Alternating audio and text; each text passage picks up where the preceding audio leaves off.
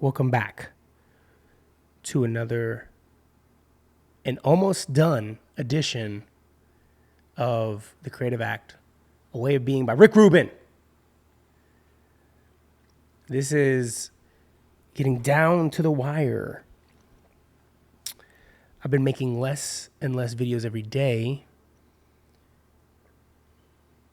because I think,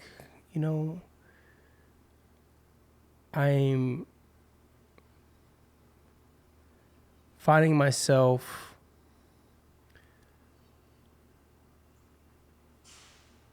praying and finding myself sitting behind a computer to write my script. And I gotta say, it's been pretty damn inspiring for myself. It's been pretty damn frustrating. It's been pretty damn exciting at times. But the one thing, all right, my wife is calling me in FaceTime, so I need to answer this. My wife was just calling me because my wife just called me, and it's like 9. It's like 9 in the morning. Usually, Ellie is still finishing her food, and it's like she doesn't get to school. She's so beautiful. She doesn't usually get to the school till about 10 or 10:30, depending on the days. But today was a splash day, so she was ready to go get out the door. So she left about 2 hours before that she normally shows up. She was really excited, and that was something that I knew she would be, and I was excited to get her out so that I could start my day a little earlier. A lot of times my days are getting started not way into like the 11:30s and 12s on a normal day when she's off by like 10. And I do one of these vlogs, then it takes me till about 12 to be done, and I'm starting my day. I would say I'm not. I mean, I would say I'm starting my day once I'm done recording this, because like this to me feels like an entry into my day. It's like a beginning to my day. So I was kind of disregarding them for a minute there because I wanted to get to my script. Because once she's off, I only have about 5 hours of day before she comes back to me, and that's not a long time, especially with all the other things that go in between it, people calling, catching up, figuring out my plans, procrastination through writing. It takes you a solid hour to freaking even start putting something on paper. Sometimes you can start writing something right away, and other times it could take you like an hour or two before you actually get something on paper, it's been a very exhilarating and fun thing to experience in my writing, so the fact that Ellie's gone today, I'll probably be able to get my day started now 2 hours earlier, so I'll have some more time today to write, which I'm excited because this morning I woke up invigorated at like 4:09, and I just said, okay, I'll get up. So I got up and cleaned up, made myself some coffee, sat down, and I was looking at these ideas that I had for the script, and I got myself to kind of figure out what I wanted to do. I was at this page 30, and I was trying to I just got done talking about the character's relationship with the girl, and for like 5 pages, and I was like, okay, now I need to transition back into my present day and what the character's needing to accomplish. And I kind of saw stuff that I've written so much stuff for it over the last year and a half. I'm going back into old scripts and just like pulling things from it. And I pulled this big chunk from one of the scripts that I remember writing and finding this really cool connection to it. So I placed it there. And I was like, all of a sudden at page 42. So made me excited to see that I'm in like a higher number. At the same time, there's like also things that happen when you do that where you got to, kind of clean up some things that could connect better because you're seeing old ideas mesh with new ones. And that to me is like a perfect example of how scary and fun writing is. And,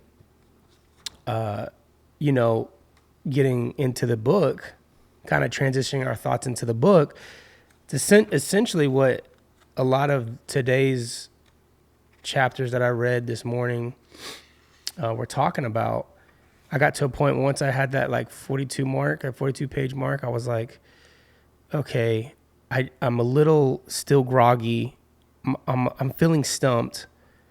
Let me just like walk away from the script. It's really early. I got a good start already to the script. Let me just walk away and go do some reading. So I read the book, and I sat down back in the bed with my daughter as she was sleeping, and I read this and did some highlighting. And in today's chapters, we're talking about ending to start anew, which is called regeneration, page 349. And then I read like maybe 20 pages, but I like that. I kind of like that one, but the one I like the most is called play, and that's on page 353. Out of these chapters. And then the last one I'll talk about is the art, the art habit, which is a really good one for people that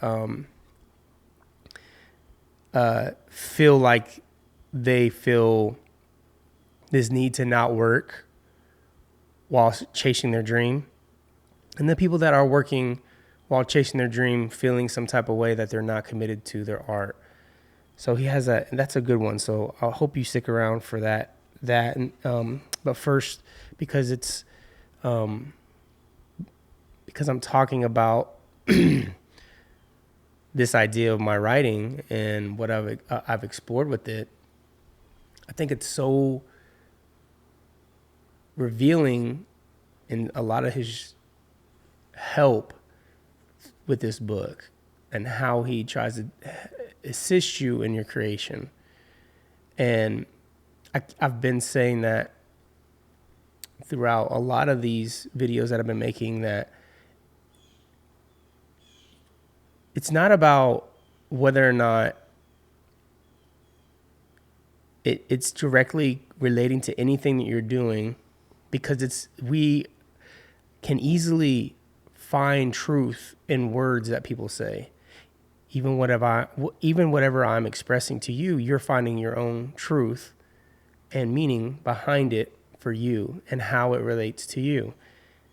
Again, I shared this book with a friend this past weekend, and he was kind of talking about how Rick isn't a real musician and that he's not someone that actually plays instruments. And I said, I understand that.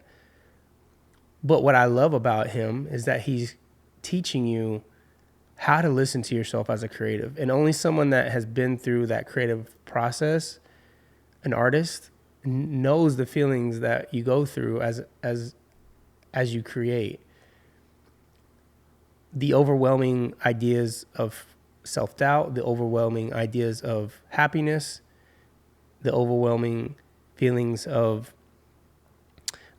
frustration, procrastination, back to excitement, back to happiness, back to confidence, and this roller coaster of feeling that you get. And the thing that his book continues to help me do is push through those feelings and remind myself how good I am, and that art and creativity is an unknowing thing. If you take anything away from this whole experience that I'm providing, it's to remember that it's so unknown, and that is the process. It's the discovering by just doing it and just putting it out there and just trying something. And there is going to be an immense amount of trial and error. That is the art. That is the process in most art forms. Probably all of them. I'm not I don't. I'm assuming it's the same way as a painter or someone that draws. It's the same way, not knowing what you really see at first, and then as you're drawing, you're starting to see it more. It's because we're activating whatever energy that we love. We're activating that energy that we connect with. And the more we do it, the more we see it. So writing has always been such a scary thing to me in terms of long form, because you feel as if you should know everything before you write it. And if you can't explain your whole movie, you get frustrated with that. You get kind of like this thought of, oh, maybe it's not a good idea. And I bet you know how many great movies exist out there that people don't write because they are blocked at that very beginning stage of it's not good enough yet. You're not going to know. The thing I've discovered is, for myself, is of course I don't know the ending, beginning, middle, and all the intertwinings of the characters. I haven't sat there and developed it. So for me to dedicate my time and my energy and my love towards it is going to naturally bring out the person that I am. Someone that wants to do a great job, someone that loves the art, someone that loves film, someone that wants to do his best because he has respect for film and he loves movies. That's who I am. I love it. And so naturally, by just me doing it my way and however, and through the lessons that I've learned with writing, as long as I just keep working on it, it's going to eventually become the thing that I want. And so, honestly, and I'll jump forward into it, that's kind of what his chapter plays about. On page 353, he says, within every artist, there's a child emptying a box of crayons onto the floor, searching for just the right color to draw the sky. It may be violet, olive, or burnt orange. As artists, we strive to preserve this playfulness throughout the gravity of the enterprise. We embrace both the seriousness of the commitment and the playfulness of being completely free in making. And for me, I've always I think for the most part, I take it too serious sometimes when it comes to wanting to create something great, because I'm trying to make sure that I'm being disciplined enough in the process of my creation, especially with music videos. If I've skipped a stage, or if I know that I'm skipping a stage, I feel that I'm not doing it justice, and that I'm going to think in post, well, you didn't do everything you possibly could have to be prepared. And so sometimes that takes away from, I think it probably has taken away from some projects where I'm being too serious and just not relaxing and just creating and trusting my instinct. Whereas there's other times where I'm just having like a great ass time and I'm just enjoying myself. I'm laughing and I'm in the moment, and I'm open-minded to the things that are being put in front of me, and I'm creating something that I have never seen before, that I've never done before, or something that it feels original. And I'm like, okay, I've never seen a video like this, and maybe it doesn't go like super viral or anything, but it's a video that I'm proud of. There's a lot of those videos that I've done that don't go super viral or don't have a lot of attention on them, that I think, damn, these are like really good, And I know that exists in everybody else's work. You do something super amazing and you're super proud of yourself, but there's no recognition, nobody recognizing it. And sometimes that you dampen your credibility, which it's a sad process. That's the suffering artist. And, he talks about a little bit here with the idea of playing, saying that seriousness saddles the work with a burden. It misses the playful side of being human.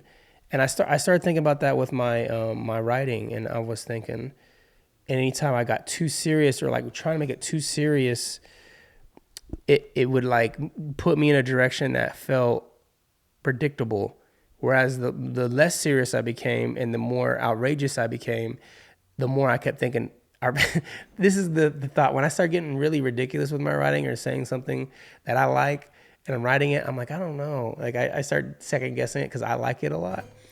And I'm like, are people gonna like mess with this? Like I think they're gonna think I'm too weird, or like they're not gonna understand it. And those are the thoughts that I I have to pull myself back, and I say, well, that's why it's gonna be good, because it's me, you know. And that's why people are going to want to watch it, because it feels original, like they've never seen something like that. I know when I watch a movie that's off the wall and weird and kooky and, and not predictable, it's more entertaining for me. You know, he starts to talk about putting the importance on the work too soon stirs up instincts of caution instead of breaking free of the shackles of reality and avoid all forms. He said, instead, we want to break free of the shackles of reality and avoid all forms of creative restraint. Feel free to experiment, make messes, embrace randomness. When playtime is over, then he says, when playtime is over, our adult aspect might come in and analyze it. What did the kids make today? I wonder if it's any good. And what could it mean? You know, so with the writing this morning, when I was like, with all this new writing that I've been doing, the last 30 pages that I was writing, it was so random, and it was so like jumping timelines from this character's life all over the place, like going to the future and going back into the past within a page or two, you know. And I don't know why it was coming to me in that vision, in the way that it was coming, in the way that the words were coming to me. I don't really know how it was doing it. I just felt instinctually that it was right. And so I just put them on the paper.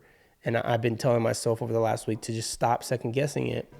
And, but that's taken me about a year to get to that point, throughout a whole year of just throwing paint on the wall and experimenting with ideas, and then tightening up, creating a short film version of my feature, seeing that idea of like creating just the first draft and then like correcting it, getting advice from, sharing it with people, talking about it.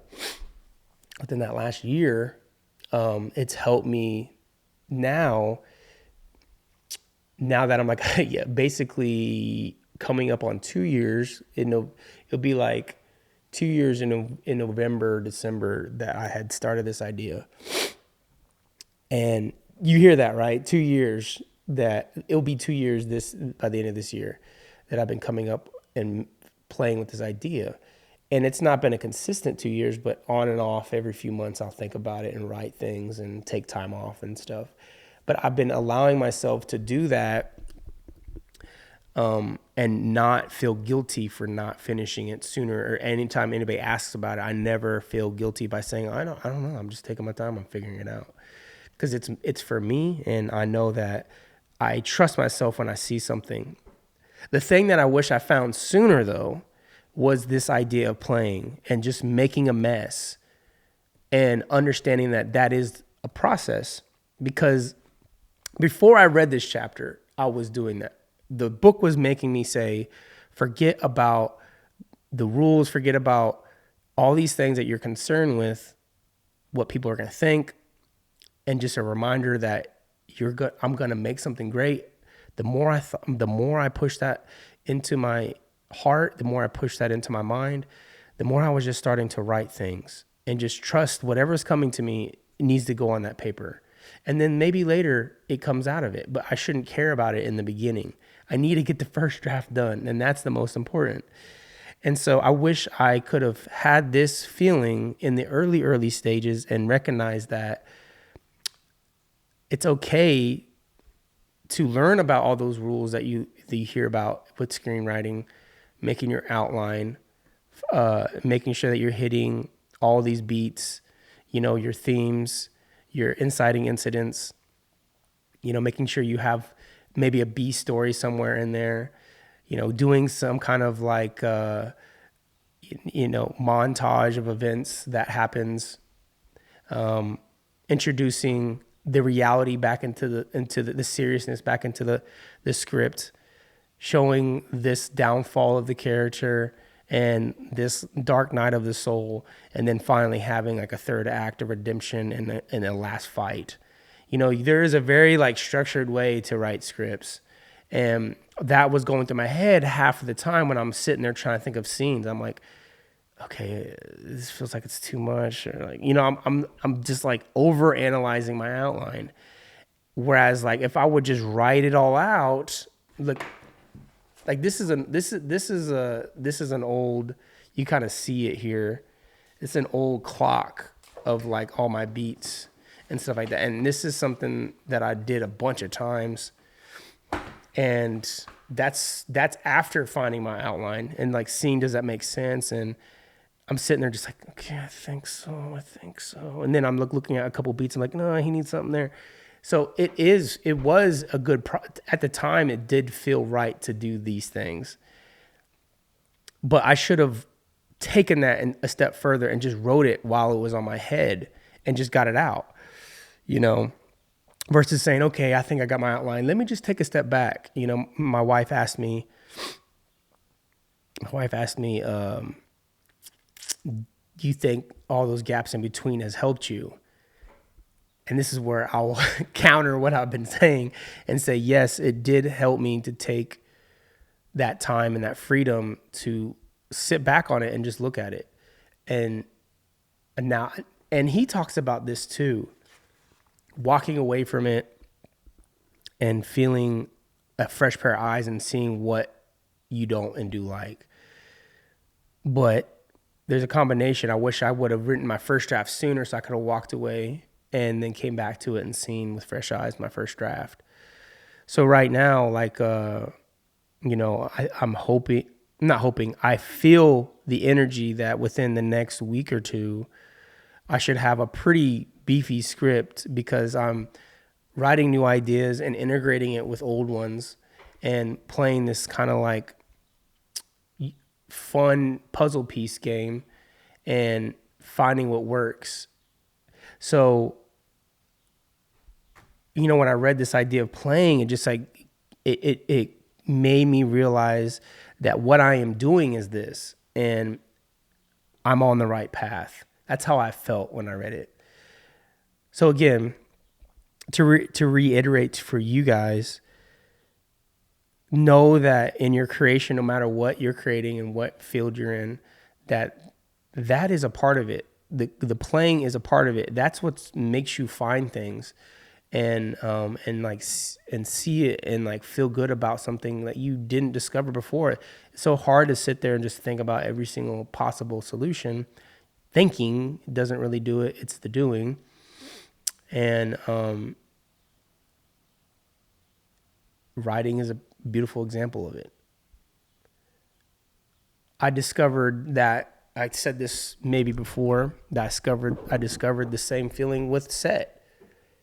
When there is a AD or a production person putting too much pressure on the executing and getting it done for the day within the creative like flow, when there's a spark on set that happens, it almost like, I feel as if it's taking away from what is possible that could be greater than whatever they wrote. I get that the time someone has to pay for it. So that's where it sucks, like, but I would say probably the only thing that could help finding those like really unique creative things is to talk about it with whoever you're working with. The more you talked about the video, the more you throw things on the wall in pre-production, even after you wrote the treatment, the more you might find something. And I know there are cases where last minute you're getting a text message, if you're a producer, from the director or the artist saying, I need this. Oh, let's get this. Oh, let's get this, right up until the last hour of the production day. And that is a reminder for you to say that they're creatively finding it before, and to try to understand that perspective of that's a part that they may not know that that's what's happening. The more they think about it, the more they play with it in their head, the more they're going to keep coming up with ideas. And at some point you have to just say, no, this is the idea. He kind of mentions that before too. He said, he talks about like being okay to let go of something you thought of 5 minutes ago. Like if you thought this is the way that you were going to go, and then 5 minutes goes by and you think of another idea, if you like it more, then maybe you should let go of the old 5 minute idea and just say, okay, I actually want to go this route instead. So I think that's all. When you start reading Rick's stuff, it starts to make you like, okay, wait a minute. First, I need to find an idea through just like playing, and then if I see one to go with it, but if I come up with a new one, then you should go with that one too. It kind of starts making you feel a little bit crazy because you're like, okay, well, at what point do you make a decision? I would say in the end, I think instinctually you'll feel whether or not an idea is right or wrong. You'll say, if you do come up with an idea, he's just saying be open-minded to that is possibly better than something you came up with in a decision that you made 5 minutes ago. So be open-minded to it and don't dismiss it right away. Again, it's an instinctual thing, I think. It's all like, it feels right. I think that's how most people create. It's like, it just feels right. So, yeah, he says, find a clue, follow a lead, remain unattached to what came before it, and avoid getting stuck with a decision you made 5 minutes ago. It's like, shit, make a decision. That's how I think most people would feel that way. Okay. So play. I think that was a really fun, like, affirmation for me to read this morning because that's what I've been doing. The thing that I'll wrap this up on is called The Art Habit. And he just basically talks about that people think they can't work another job and still follow their art, or vice versa. They have to not have a job and have to financially struggle to get their art. Again, same conversation that one of my friends had, saying that he hates that the world's got to that where it's a bad thing to have a job and then still be an artist. Like, he hates that people look down on that. And I think it's all opinion based, When I read that, I say he says stuff like success is harder to come by when your life depends on it. So like the financial reward often comes in waves, and if at all. So a reminder to you creatives out there that are in a creative field like music video, like filmmaking and music, it might never happen, but you have to be okay with that, I guess, if you're going to pursue it when you're getting into it. It's one of the first things that when I was in digital journalism, they told me, they said, if you're in this for money, you're in the wrong field because you don't make money in journalism. And they're trying to be transparent, and they probably had crushed dreams, I'm sure, when they said that. But that shouldn't deter you. Like, I don't think it should deter you, to not keep pushing forward. It may not work for you. And I do agree that it's all based on like who you are and who you with. If you have a supportive partner that can help you and allow you to take that risk, then that's amazing. Like, my wife allows me to take creative risks, and then if not, then yeah, I mean, you're gonna probably gonna have to find a means to an end of some sort to allow you to express that. And he's just trying to say, don't feel bad for it. He says, and he talks about like the idea of like finding a job that maybe doesn't demand a lot for you mentally, so that you can put time into your art. And then there's the other end of like getting a job within the field that you love that can help you experience it in a way and see whether or not you actually do love it. If you're into music, if you end up finding a job for some studio that needs a receptionist or someone to like clean up in the studios, like that kind of idea. He says content can come from jobs that have nothing to do with your passion, talking about this idea of like being around the world and just and experiencing it. So it inspires new art. He says after experiencing, going back to what he was saying, after experiencing how something that you love operates, you'll come to know whether the path is, worthy of your devotion. Maybe you spend time in a studio and you're like, okay, this is not what I want to do. They stay in all hours. I hate the way that people are treated or something, or that I just don't like the way that people are, you might get turned off by it. You could be in music, you could be in production and be a production assistant and just be a production assistant for years, and or a year or something like that, and that's all you care about is just getting production assistant jobs to see whether or not you like production. Production assistant is pretty rough, so it's also like it's like one of those deals where you probably could get a lot of jobs as a production assistant if you just put yourself out there like that. I'm sure that through time you might get frustrated with just like how long the hours are and how they treat production assistants. But if you don't really care about that stuff, then I'm sure you'll find plenty of jobs all over the place, not just with music videos, but with commercials, with films. And I'm sure it's a great way to just get your feet in and see behind the curtains. I would say that if you're somebody that is struggling or you have a job and you're getting frustrated, I think maybe that's more of the point that I see, because I have a lot of friends that have jobs outside of their career, and sometimes it beats them up. They beat themselves up a lot about it, and they get frustrated that they don't spend time on their art. And that's where I can't even like try to say I can relate other than when I used to have a job and feel exhausted from it and not want to do my photography when I was in college. And so I quit my job. I just like, nah, screw that.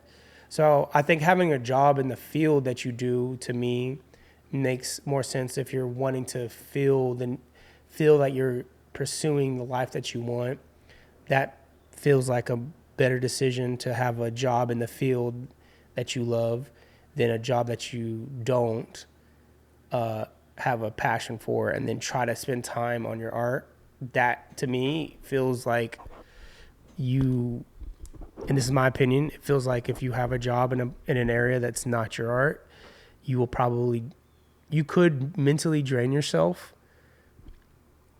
from not being in the art. Like you could get very frustrated with that, I'm sure, and beat yourself up. The only thing I could say is like maybe you need to push yourself to do what you really want to do afterwards, or take less hours, or like make sure you take 2 days off or 3 days off a week to do your art, so that you don't have that feeling inside where you're like, oh my God, like I never work on my art. And I think that will probably be a reason why you get depressed. So if you do have a job in another field that has nothing to do with what you're wanting to do, then try to sacrifice a day or two to where you don't work so that you can do those things. And when you have the free time, really push yourself to, practice the thing that you love. Find it not like a priority or an obligation. Don't make yourself feel like it's an obligation, because then you won't want to do it. And if you don't do it on those days off, you got to be kind to yourself. You got to say, well, I don't want to do it. And you got to be okay with that. My thought over everything is being happy with your journey, regardless of what it is, being self-aware that what you're deciding to do is the life you're creating. If you're sitting there always frustrated with the life that you're creating, then it's silly. It's silly to want to be stressed out every day with the life that you create. The more gratitude and patience you can develop within yourself and understand that it's going to take time, and it's supposed to take time, just like what he's saying when he talks about creating, like playing and having fun and making a mess. Like life isn't going to be as fast as you want it to be ever. And just got to be patient and let things go. Understand, if you don't work on it, if you don't do the thing that you want, it's going to take a very long time to get it. You may never get it because you're taking more time doing other things than the craft that you love. And if you're okay with that, then that is amazing, because maybe you just want to do it as a hobby. Maybe you just find time to express yourself every once in a while. If you're looking to be great and amazing and a world changer, then you better give up some shit and you better stop doing whatever you're doing now that's not that, and just focus your energy on that thing. Only do that. Only do that. Only do that no matter what. Just only do that. And you'll achieve it. It will still take time, but you'll get it because you're putting the energy in. So, salute to you guys. Thank you so much for paying attention to these videos, listening to them, and I hope that that they're bringing you your own realization of the things that you want and need to do, and I hope it affirms things that you feel inside. Until then, I will say, take care, be safe, and we're almost done with the book. We're almost done with the book, Rick. We need you on the show. Someone give me Rick. It's 371. We got about 30 more pages left. About 30 more pages left and we're done. So I would say maybe 2 or 3 videos and we're there. So appreciate it. Have a great day.